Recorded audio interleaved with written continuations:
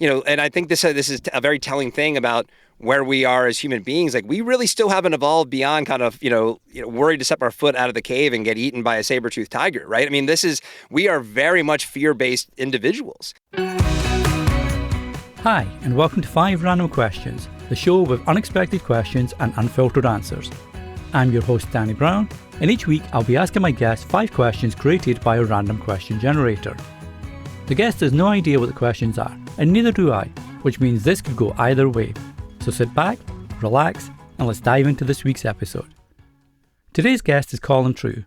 Colin spent over 20 years working for outdoor brands, living in places most people only get to visit, and forming a definite opinion about the good, the bad, and the ugly of the outdoor industry and our outdoor community. After giving up the sales gigs to go deep into ultrarunning, Colin soon realised that shit was crazy hard and took way too long. Looking for something more sedentary between his adventures, he discovered writing, pontificating, and podcasting. He also discovered that most of the outdoor media sounded the same, covered the same topics, and generally was just okay. To Colin, just okay was not okay, and thus Rockfight was born. So Colin, welcome to 5 Random Questions. Oh, thank you so much for having me, Danny. It's great to be here. You are very welcome. And I have to say, I was looking at your website earlier. I'm a huge fan of that site design, and I'll leave a link to this in the show notes anyway so people can check it out.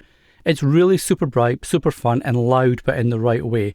So I'm curious, who did that, and did they accept wine and beer as payment? I can tell you they definitely do. Thank you for the compliment. That was our art director, Sarah Gensert.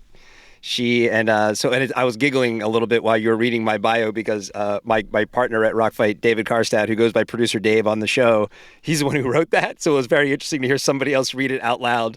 Yes, Sarah is the magic behind Rockfight. She has an incredible design sensibility. And when we were, we do most of what we focus on at Rockfight is outdoor in nature. And so a lot of acoustic guitars and, earthy tones and camping scenes.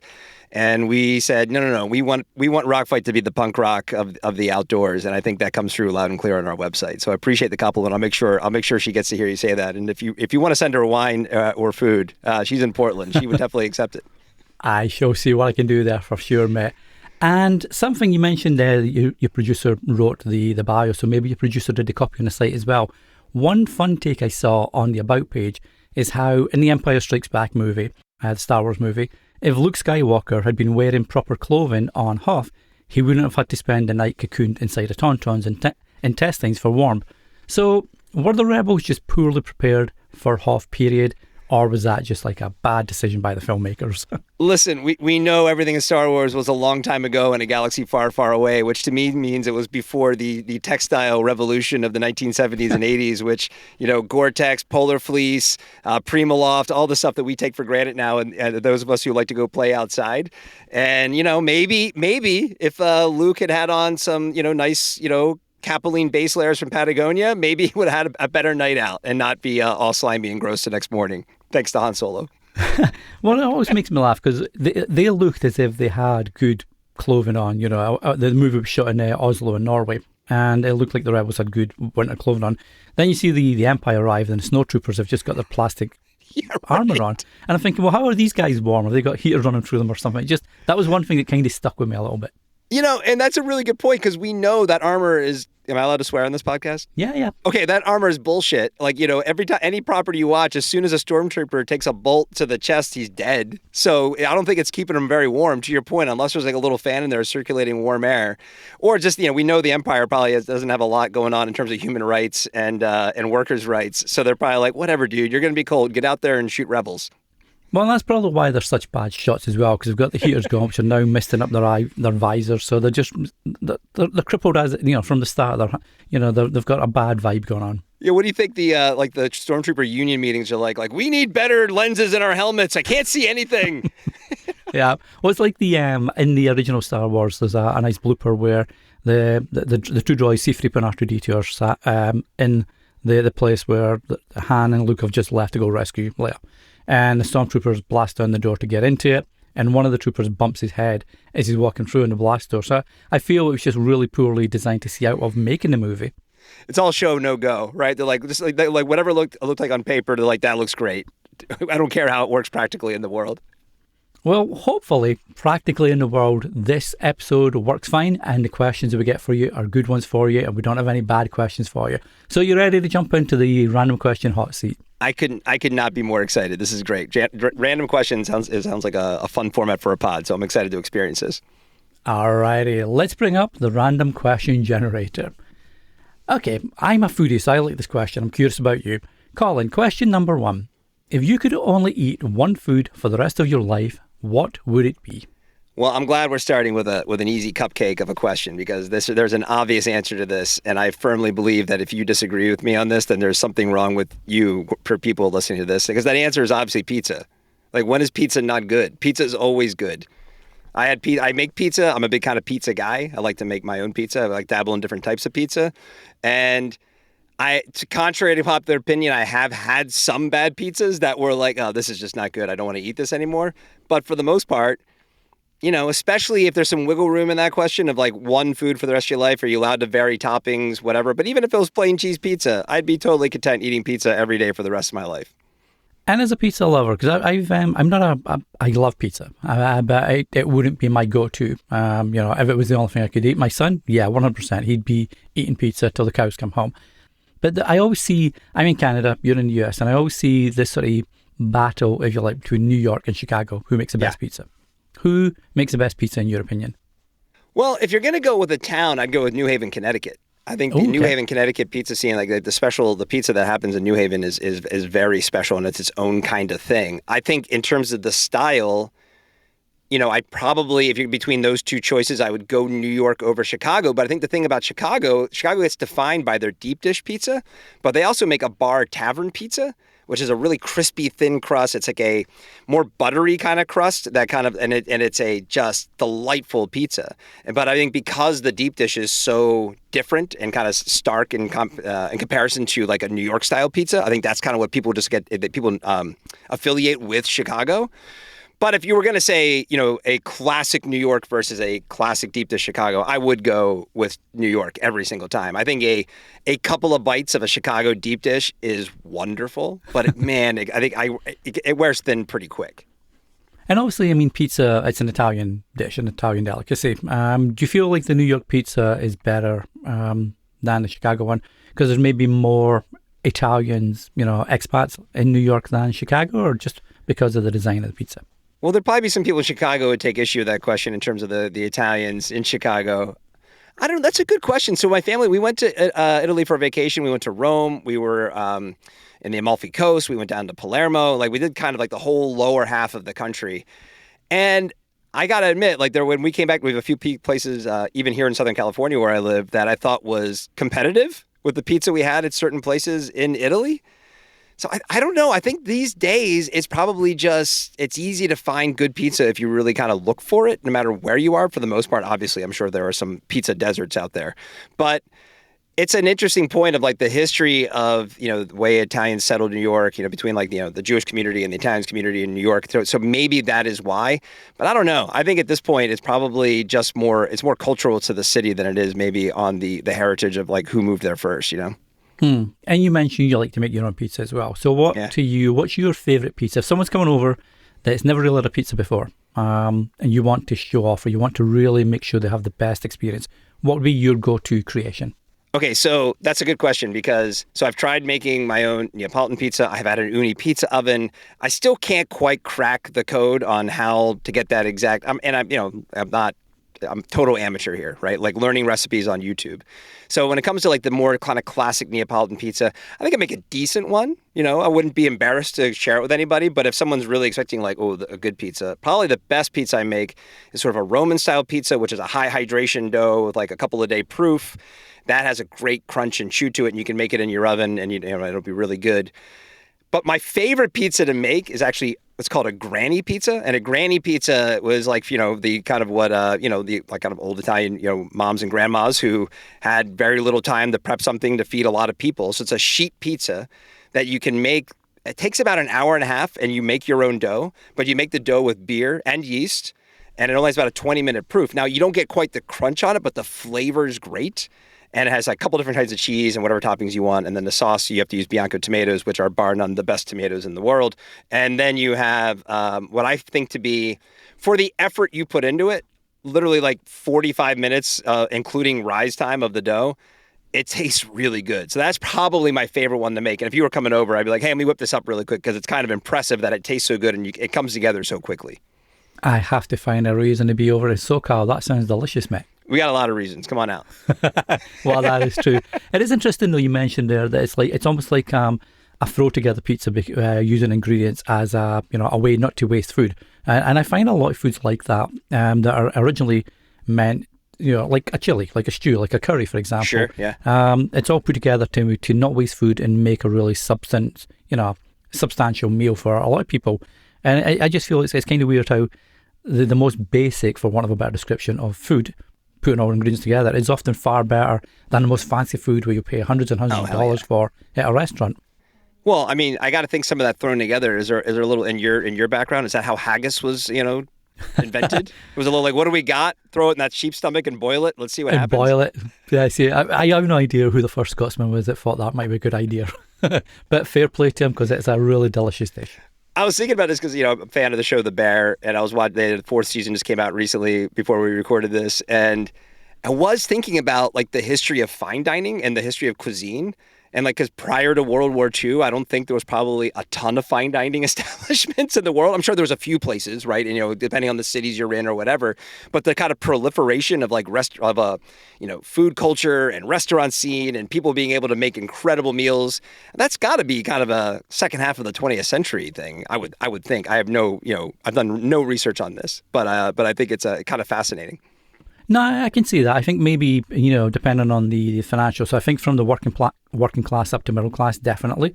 Right. Whereas I feel maybe for up towards the upper class, going back to royalties in the medieval time, well, not medieval times, maybe Victorian times, that around about that time, they would probably have fine dining, for a long time. But for us mere mortals, us common people, it's probably something new, as you mentioned, the last second half of the century, last century, I guess. No, it definitely is, because I know the food my mom made when I was growing up, and it didn't taste as good as like food does now. That was the 80s. So, Well, as a kid that grew up, or someone that was a teen in the 80s, I know exactly what you mean, mate. You know what I'm talking about. Yeah, our kids today are super spoiled, especially if they make pizza like you've just described. So I'm all over that. Well, that's it. Because every pizza recipe I found, I pretty much have learned on YouTube, right? I think I have like one cookbook that I've bought, but for the most part, it's just go finding recipes and trying things, and like that. There's so many more resources now. So. Yeah, my wife keeps sending me emails of like a chef she follows, but it's like a chef that's not a highfalutin chef, just makes everyday dinners for families, and some of these recipes look amazing. Never got around to making half of them, but they all look really good. Well, peanut butter and jelly sandwich tastes pretty good too. Staple diet. So there you go. If you're looking for the last food that you could ever have for the rest of your life, Colin highly recommends pizza, and he'll even make you one. I think it just has to. I just love it so much, and it is like, are there days when I would want something else for sure? But typically, if anyone's like, let's get a pizza, it's like, yeah, it sounds great. Let's do that. Sounds good. Well, speaking of sounding good, let's have a look at question number 2. Okay, I like this because you said in the intro there that you've been going through some changes over the last year when it comes to the podcast, etc. So, Colin, question 2: what would you do differently if you could relive the past year? Ooh. I tend to be a bit of a live in the moment guy. I even have not to get weird and have your audience think less of me, but I do have a movie quote tattooed on my arm from the Shawshank Redemption that says, get busy living or get busy dying. So I'm kind of the past is the past, learn from it, but don't dwell too much. Can we get podcast nerdy here? Do you have a large podcast followership on this pod? Got everybody. I mean, that's the beauty of this show. It's got a good, nice, eclectic audience, but also podcasters and creators. Okay, if you are a beginner podcast, especially listening to this, and number one, I'm going to shill for Danny's employer because I use Captivate and I love Captivate, and I've learned a lot from using Captivate in terms of how we produce our shows at Rockfight LLC. If I would do something earlier, I would have monetized our network way sooner than we did. I think we've learned. So Rockfight is going to be 3 years old in December. We're about 2.5 years old. The flagship show is called The Rockfight. And we talk a lot about outdoor industry stuff. So the business of the outdoors. It's a little bit more of a B2B podcast, but it's very accessible if you're interested, not just in outdoor activities, but the brands, right? The thing about the outdoors, especially human-powered outdoors, is unlike pro sports or movies and pop culture stuff, we have, our celebrities are the brands, right? You may not ever go on a hike in your life, but you maybe own something from the North Face or Patagonia or Arc'teryx or something like that. And so people are generally pretty interested in those and what happens to those companies. And so, we developed and also I should back up and say, the outdoor media scene, the outside magazines, the folks like that, it's a little bit of a time of, let's just say it's going through a bit of a reset. There's there's an open opportunity for some new voices. And that's one reason we sort of decided to got to do what we're doing at Rockfight. And I didn't realize early on, I was still kind of learning the podcast game, like just how powerful a niche audience could be, right? And if you pay attention to podcasting stuff a lot, I'm sure Danny will tell you on this pod and other pods that he's on, that the niche audience thing is the driver of podcasts and what allows to a lot of success. And it doesn't have to be big numbers as long as you have people actually listening, and there are ways to monetize that if you work with the right people. So I know it's a little bit of a weird kind of deep answer. Anybody here to hear me talk more about pizza is probably not going to like it. But I think for the most part, if I could look back over the past 12 months, we started monetizing things last year. I probably could have started it earlier, if I'm being honest. No, it's an interesting answer, mate. And I think it ties into a bigger creator and even entrepreneurship as well, to a degree, where I feel maybe imposter syndrome affects a lot of people. Oh, yeah. And you feel, well, you can't really monetize. And you mentioned podcast. It could be video production. It could be your own company, your clothing company. It could be a design company, anything at all. But it feels like often we are too scared. We don't believe in our product, whatever that product might be. Right. So we don't monetize that, whatever that looks like, or we don't push it as much because we just feel, well, it's not as good as these guys over here or these guys over here. So what do you think that is? It's just because that we see too many people showing off on social, and we think we can never be as good as them, even though they're probably not as successful as they're trying to tell us they are.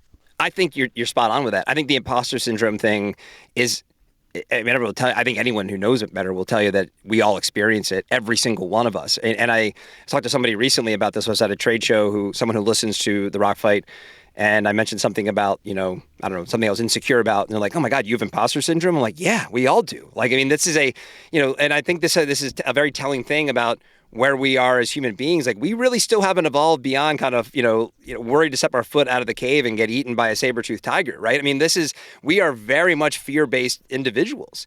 And so to put ourselves into scenarios that can be uncomfortable, whether that is, I want to just go run a 5K for the first time, or whether that is, I want to start my own business and monetize a podcast, right? And it just seems like a lot of times the hill seems much bigger to climb than maybe it actually is. And you can't, until you start, you don't know what's going to happen. And taking that first step in anything is the hardest thing to do. Whether that is, I'm going to try a new activity, whether I'm going to get a divorce, whether it is, I'm going to help out, I'm going to volunteer, whatever it is, taking that first step towards an undefined outcome is the hardest part about being human. And I'm not a religious guy, but I also feel like if there's something that I need to focus on in my life, it's like, how do I overcome those kinds of fears? It's like, that is sort of, if I feel like there's a purpose here, how do I overcome those fears? How do I do more with the things I am afraid of and lean into them and then learn from them if I end up being wrong? And I think that kind of goes to exactly what you're saying about, and my point, even about something silly about monetizing a podcast. I just didn't know. And I was afraid. And I was like, I think people are listening to this. I think I know that people are listening to us. I could probably ask some people for money, but I don't want to be laughed at. I don't really understand. Maybe I won't be able to answer some questions. And you know what? I probably should have picked up the phone and called a few people and be like, hey, I got this thing.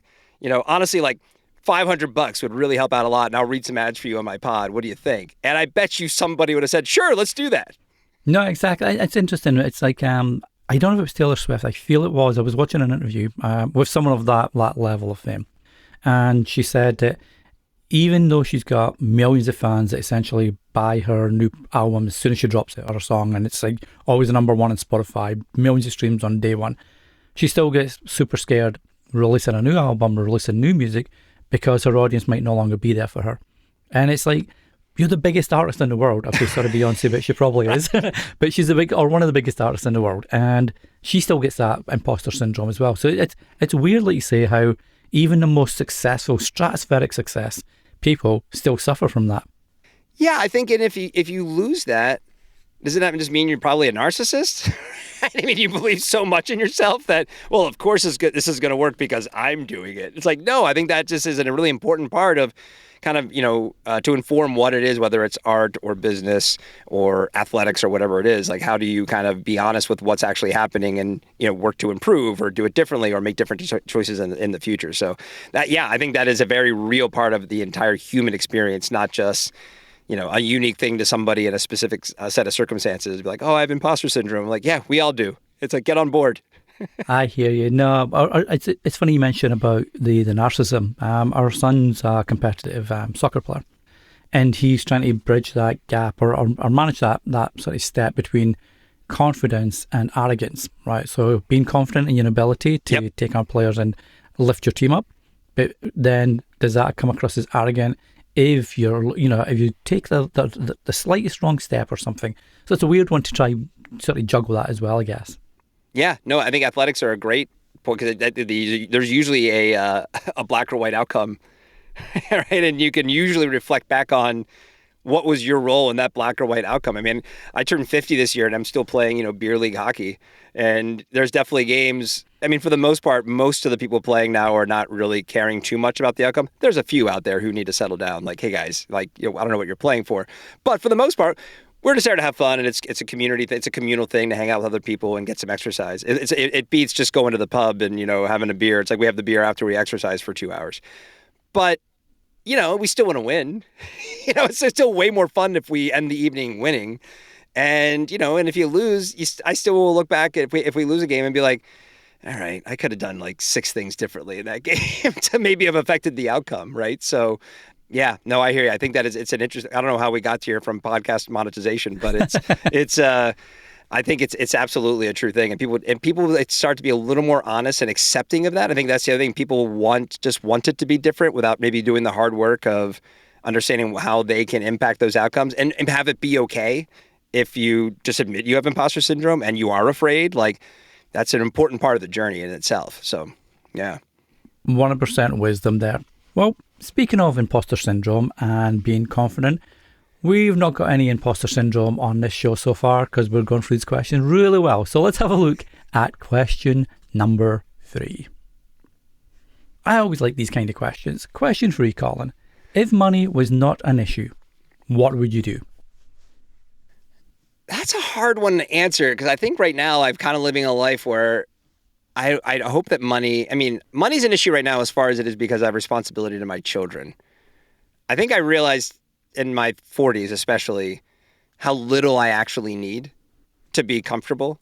So I've had the fortune, and you mentioned in my bio, to have lived in a lot of different places, not for any reason, not for any noble reason, like I was in the military or something like that. We're just, my wife and I are nomadic and want to try different places here in the United States. And so we lived in 8 or 9 different states at this point, everything from, in mountain communities to coastal communities and cities and whatever. And you start to kind of realize, especially when you move around a lot, like how kind of a burden having stuff is. And, how the sort of the daily life that has sort of been constructed as being normal, not just in the United States, but probably in general, in sort of a modern society, is kind of, is propped up on toothpicks in a lot of ways.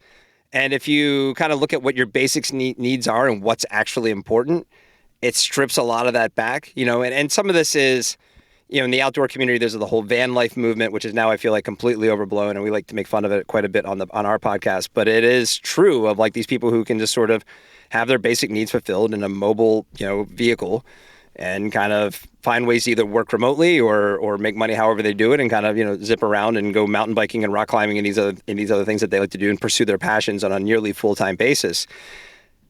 That said, I have complicated things by having 3 children and 2 dogs and a mortgage and all those kinds of things. And I'm thankful for that because it provides a level of comfort to kind of live in that kind of environment and be able to, go do other things beyond just surviving.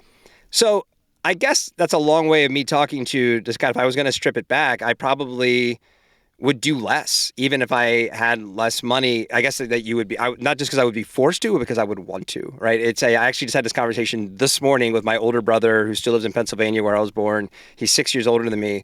And we're talking about as our kids, because my youngest, I have twins who they're going to be freshmen in high school this year. They're 14. And he's starting to see the end of the road, right? He's starting to see like, okay, they're getting closer and closer to being peers, not just, our children who depend on us for everything. And I'm excited about that. Not because I've been rooting for my kids to grow up and leave the house, but that'll be sad. But it's also, we have these moments now where, and I have an older daughter who's going to turn 20 this year. And like the five of us will just be kind of sitting around talking or go out to eat. And it's very relaxed. And you get to see this future where we are going to be peers.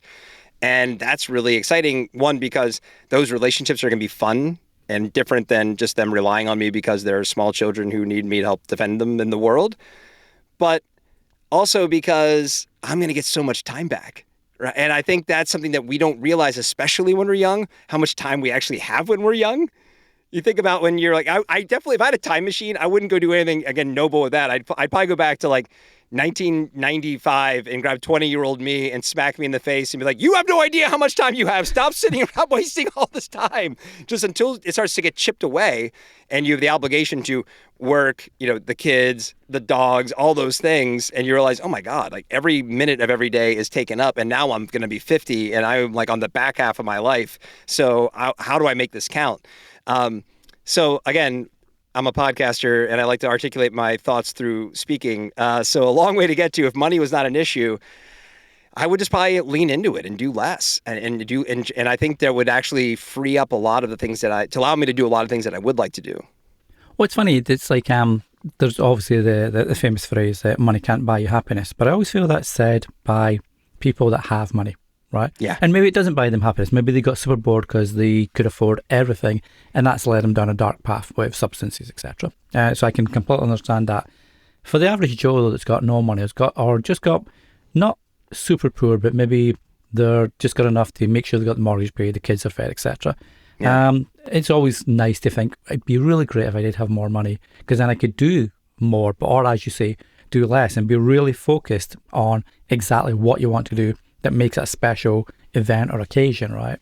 Yeah, you don't probably understand that phrase, money doesn't buy you happiness, until you have had some, until you have, and you've had none, and you kind of realize it. And then and I've been fortunate that I've enjoyed some success in my life. My wife has as well. And we've been able to kind of craft a life for ourselves where we are able to kind of do a lot of things that we like to do.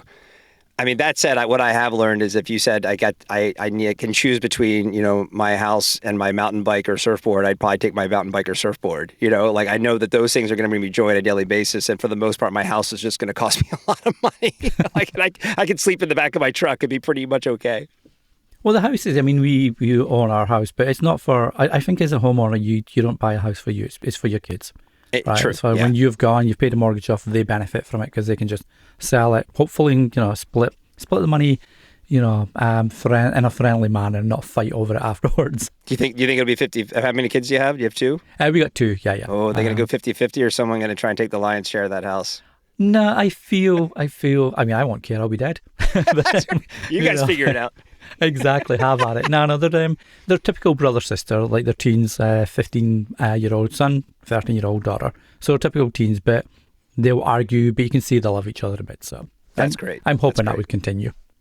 I never got to enjoy that dynamic of boy and girl. We had all girls. So, which, that's fine, but it is kind of, I do when I hear from folks who have one of each, it tends to be like that works out pretty well in the long run. Yeah, I got a friend over in New York, funnily enough, that's got 3 daughters, and he mentioned the same kind of thing, mate, where it's like he's always curious, what would it have been like had I also had a son? Not to replace one of the daughters, just also, not instead of, just to clarify that, Mike, if you're listening to this episode, mate. Yeah, all 3 of my daughters, I've always said, like, oh, it'd be great if you had a 4th kid and it was a boy. And I'm like, that poor kid, if we'd had like the baby of the family was a boy, that would have been kind of a hilarious dynamic. Oh man, the dress-up adventures that boy would have, it'd be amazing. There'd be some great vines and like Instagram reels and etc. there. Oh yeah, that'd be great.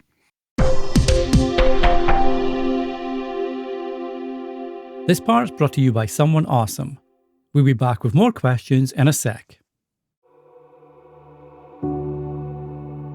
Hey, I'm Matt Gilhooly, and I host The Life Shift, a podcast about the moments that divide our lives into before and after. Each week, I sit down with someone who's lived through a major turning point, and we talk honestly about how it shaped them. The stories are vulnerable, sometimes messy, but always real. If you love narratives that reveal who we really are underneath the surface, I'd love for you to listen. Just search The Life Shift on your favorite podcast app.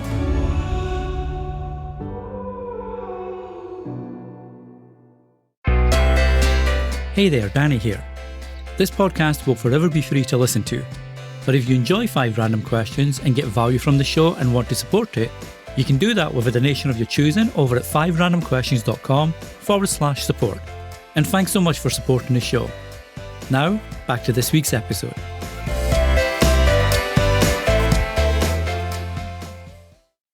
Alrighty, so let's have a look at what question number 4 is. Alright, so question number 4, Colin. What is the longest that you've stayed awake for? Okay. Definitely more than 24 hours. I'm not great at it though. I've always been a early to bed, early to rise guy. I get up every day by 4 o'clock and my eyes just pop open. I've always been that way. It used to drive me crazy in like my early 20s during my like hardest partying days when like we'd stay up till 2, 3 in the morning and get shit faced and like then go to bed by 8 a.m. I would just wake up and I'd be like, I don't have to work today. I want to sleep till 1 in the afternoon. Nope, just I would wake up. So my body has always seemed to like want to default to sleep if it's a certain time of day. Actually, pretty much any time of day. If I sit down on the couch and put a TV show on, I'm probably going to doze off for a few minutes. I'm a good sleeper. You could keep talking, but I could probably lay down on the floor of my booth and I could probably fall asleep if you give me enough time. But there have been a few occasions, whether it was sort of that, hard charging, more boozy days of my early 20s. But mostly it was probably, especially crewing for people doing ultra marathons, doing 100-mile races. And in one case, someone who did a 200-mile race.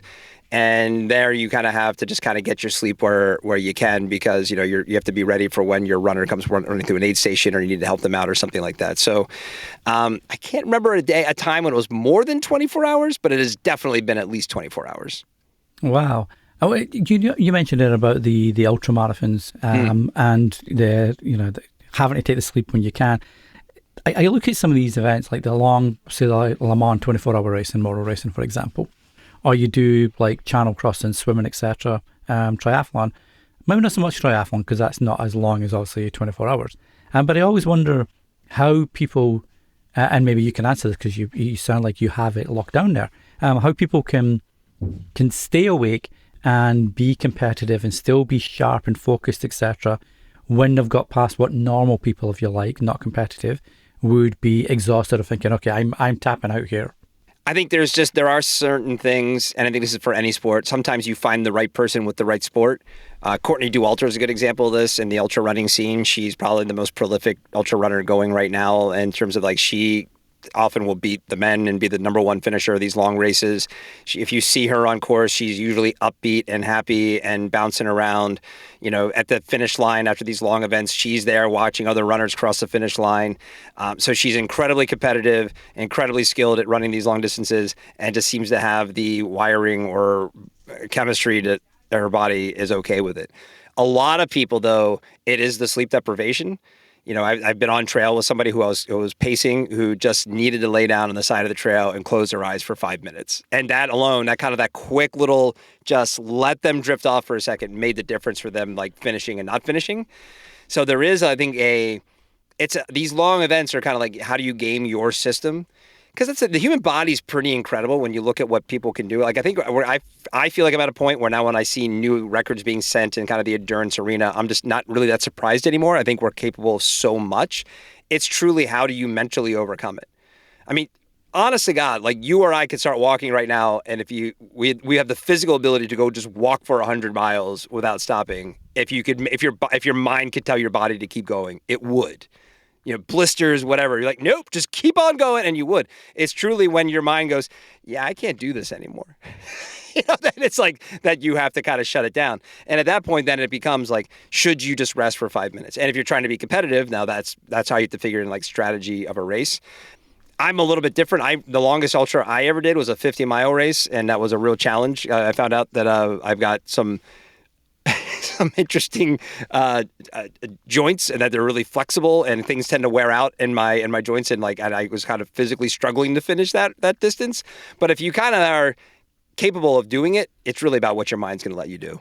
Well, it's like you say, the mind versus the body, the physical. If I go for even just like a couple of hours walk, which isn't a huge, like what's that, 10K maybe, if that? Yeah. 10, I'm not sure. My legs feel it. My mind feels fine, but my legs feel it, and they're telling my mind, stop it. You can't do that. So I always find that dynamic interesting. One thing, without getting too gross, maybe like, so someone, and I'm sure you might know where I'm going with this, someone goes for hours and hours on a competitive run, sprint, swim, whatever. Yeah. You're going to use a bathroom. Yeah. Could be a number one, could be a number two. What's the score there? Do you stop? Do you just go and keep moving? What? Oh, I think any even competitive ultra runner will tell you that you stop and you go. You're going to be better if you go. It's probably more of an issue if you're trying to like win like a road marathon, when because they're like the winners, the finishing times are so kind of razor close to each other.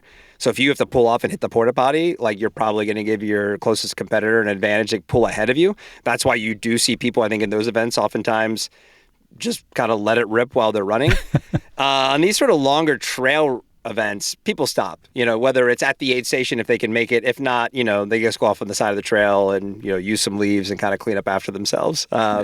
So yeah, no, and I definitely lean that way. I've never been interested in road events for kind of reasons like that. It's like, mostly this is just a way for me to get out in the nature and kind of enjoy it, and also have something to train for so I stay fit. Like that's how most people tend to approach those events. But yeah, if you are a competitive road runner, you may have to make some gross choices while you're out there. Yeah, well, I guess comfort factor as well comes into it, right? Sure. If, you don't want to be running where you got something squelching away behind. It's a real thing. There's a phrase that I'm sure it applies to a lot of different activities, called Dawn Patrol, which was a military phrase, and then it also got adopted by the kind of the outdoor community, especially in the 90s. A guy named Alex Lowe kind of coined it for getting out pre-dawn adventures, especially when you have like little kids at home. And I've definitely been on dawn patrols where you're out there and you're winding up and you're running back to your house, and all of a sudden the urge hits you, and I'm like, oh my god, like my neighbor's gonna see me squatting in their yard, because otherwise I have no other choice. Like, what am I gonna do, right? Yeah, there was a comedian. I don't know if it was Louis C.K. Before all the stuff came out about him, just to clarify. But he was on about something similar, where the brain, going back to your point about the brain controlling everything, really. Yeah. You're walking back, you're fine, you've had an evening out, you get back to your house, and then your body's telling you, oh, you need to go to the bathroom really quick.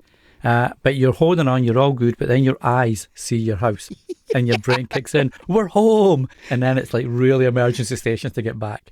Isn't that funny? And again, not to keep the gross theme coming, but I used to travel a ton for work. I was on airplanes every day of the week for a solid few years. And I would call it the homecoming, where like on the road, you're out of sorts. Vacations, I think this happens too, when like especially if you're in different time zones, your body's like, I don't really know where I am, what's going on. And then you walk through that front door, you get home from the airport, and within 30 minutes, it's like everything's like, oh, thank God, we can just like, we can relax and let it all, do what it needs to do.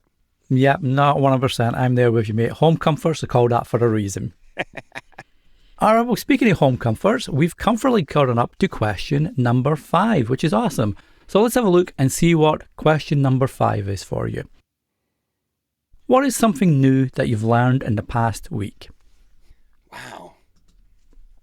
Have I learned something new in the past week? It's probably... Okay, yeah, all right. This is what I've learned in the past week. That my daughter Madeline is awesome. I already knew that. She's awesome. But I'm going to cut that second part out. I'm not going to let you get that bit in there. Get that out. Like, you just now realize that, Dad? Like, no, I really, no. I say that because she impressed the hell out of me the other day. She rides horses. She's learning to be, hunter-jumper horses. And, she takes lessons. We lease a horse, the whole deal. And she, and which a lot of people are like, isn't that expensive? I'm like, I used to have 3 girls who played travel ice hockey. This is not that bad. But but she has had some, peaks and valleys. She's 14, kind of like I think you would learning a new sport no matter what. And then definitely we had to switch trainers because we found someone who kind of would benefit her a little bit more. And that happened a few months ago. And her confidence has been slowly climbing over the past few months. And she actually had overcome sort of an injury. She had a concussion. And so there was, a lot going on probably in the last year. Actually, her, how would she relive the last year would probably be a better question for her than for me. But The other day, we were at one of her lessons, and this new horse that she's on, she started a new lease with a new horse, and it kind of started having a moment where it didn't spook and start bucking her, but it kind of started getting out of control. And I was sitting actually with her trainer when this was happening, and I was watching this unfold, and I immediately am into panicked dad mode. Like, what am I going to do, by the way? Like, am I going to jump in and grab the horse? Like, I'm not going to do that. I'm just going to end up getting hurt, probably hurt her along with me. So I'm trying really hard just to sit still and let this play out, let the trainer have, help, but also know that it's kind of on Maddie to fix this. And what seemed like an eternity, it felt like minutes. It was probably, 15 seconds. But the horse was just ripping around, and she, managed to just get this horse under control to the point where, she made a decision in the moment of what to do. She executed on what she was supposed to do, and it worked out. She ended up kind of breaking down a little bit because it was a terrifying moment for her. But it was rarely do I feel like sometimes when, especially with kids, you get to see the learning happen so obviously for what they learn in life. A lot of it is just more observation, and as they grow, they kind of you realize that, they are paying attention to what you do or what happens in school or whatever. This is a moment that I'll look back on, I think she will as well, to be like, you had gotten to a certain place with how to ride a horse, not knowing if you could do something like this, but you were able to apply what you have learned to control a situation that was really difficult for you. And now you've earned the confidence that when this happens again, which it invariably will, you know what to do because you've already been through it once. So it's this kind of weird, little microcosm of what you want to learn as you go through life and learning an activity or life lessons learned from the activity, all of those things.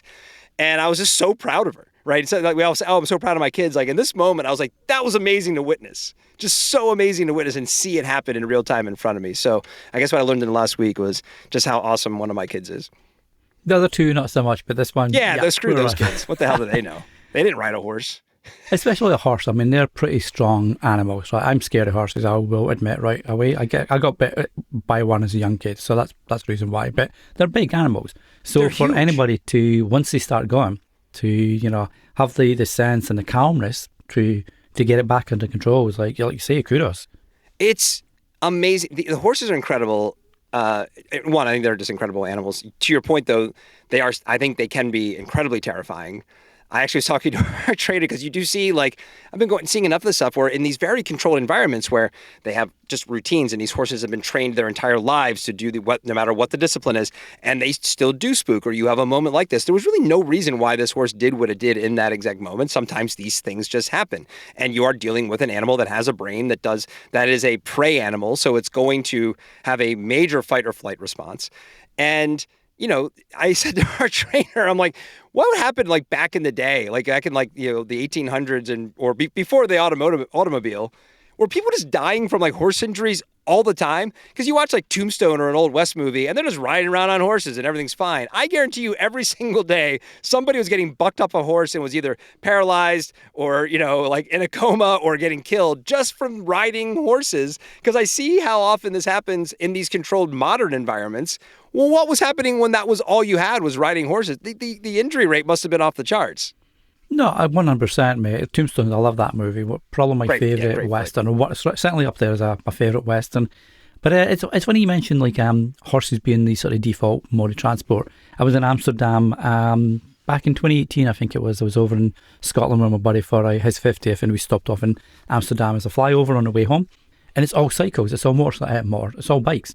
Bikes everywhere. And I feel like it's all controlled, but you're talking about hundreds of bikes just going back and forth at any time of the day, right? And it's scary as someone that's not used to that. But it looks super controlled. But I feel there must be some real elbow scrapes and knee scrapes and all people falling off and crashing each other, because it's controlled chaos, basically. It must happen. Now, at the same time, I'm sure no one's wearing a helmet, but also that's still, even with all that controlled chaos, probably way safer than driving a car. Oh, yeah. Right? But the car probably feels safer to you. You're like, no, I'll get in the car. Yeah. I'll be in the car. I would not be outside the car trying to take that on. Put me in front of playing a game of chicken with a bike or a car. Right. I know where I'm going, for sure. It's funny you mentioned being afraid of horses too. I did have one experience. We were bike packing in the San Rafael Swell, and it's just kind of in the middle of Utah, this incredible area of southern Utah. And there was a pack of wild horses in that area, and we got to see it right near where we camped. They just came just charging through or zipping around, and that was incredible because I don't know, horses, I mean, are kind of like cows or these other just domesticated animals. Most of our experience with them are just, you see them in a in a ring with someone riding them, or a cow's just like hanging out there, like waiting to give milk or waiting to be slaughtered so they can be turned into hamburgers, right? And like to just see a true pack of wild horses, and it gave me more respect for the animal. To your point of like, they're scary, but also like, I don't know, they're just kind of dopey animals that people ride around. And to see like, oh wow, now imagine if you're a predator coming on this pack of horses, that would be formidable, right? Because they were just like working in concert with each other, and they could stomp the shit out of you if you got too close. It was pretty incredible.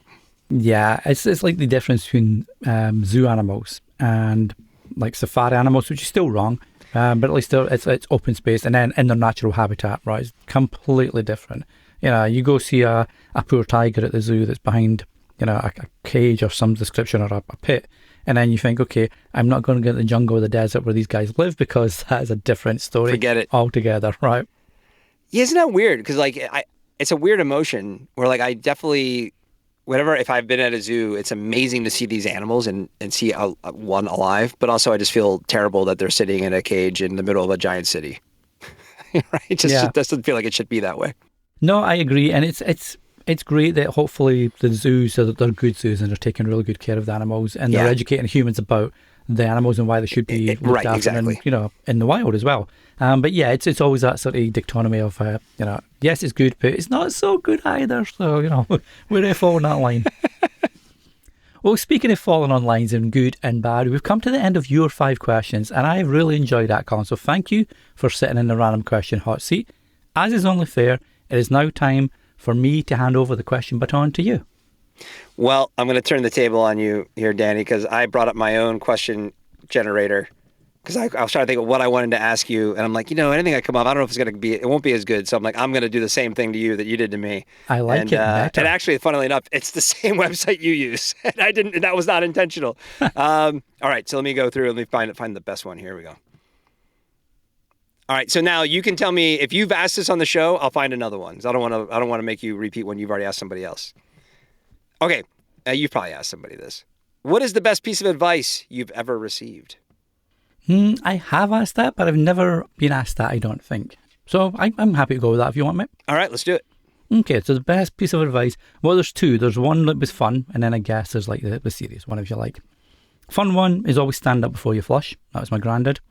And I feel even though it's a fun one, it's a very good one as well, especially going back to some of the topics we were talking about earlier with the long time running, etc. So yeah, always stand up before you flush.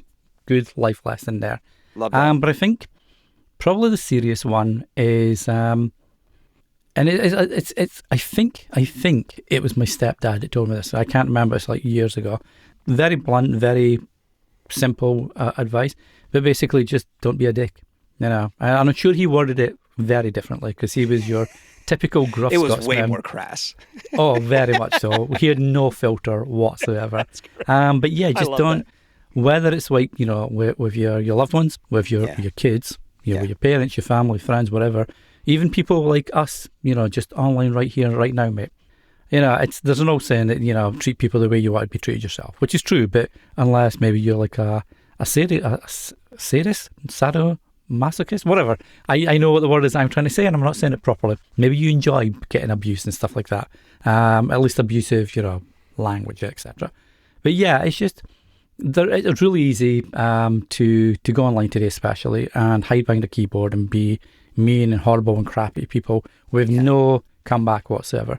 And I feel that's responsible for a lot of issues in the world today. You know, full stop. Social media, I love it. It's also super, super bad and not so good in many ways. So yeah, I feel just like don't, you know, if I've always said like my wife, and nothing wrong with this at all, but she's a big fan of our kids getting really well educated, good education, going to university, having that fallback if, you know, something, if they don't, their dream job doesn't happen downwards in life. I'm not about grades. If you've got great grades, awesome. If you don't, it's not the end of the world. Exactly. I'd rather see kids being raised both at home and at schools, etc., and being taught what it means to be kind, what it means to stand up for your fellow human if they can't stand up for themselves, etc. So I guess that's probably the best advice, because I always feel that you can learn anything, but you can't really, if you're a horrible, horrible person, it's really hard for you to suddenly shift that to be a nice person. Whereas if you've started off nice and you're aware of people around you and animals and anything around, and this is going to sound really kumbaya, I apologise.